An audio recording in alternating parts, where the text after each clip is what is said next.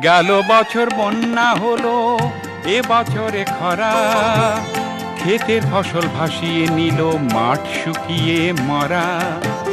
গেল বছর বন্যা হলো, এ বছরে খরা, ক্ষেতের ফসল ভাসিয়ে নিল, মাঠ শুকিয়ে মরা।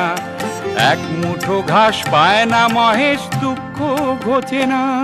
তুমি জানো না শরৎ বাবু এ চিঠি পাবে কিনা জানি না, আমি এ চিঠি পাবে কিনা জানি না।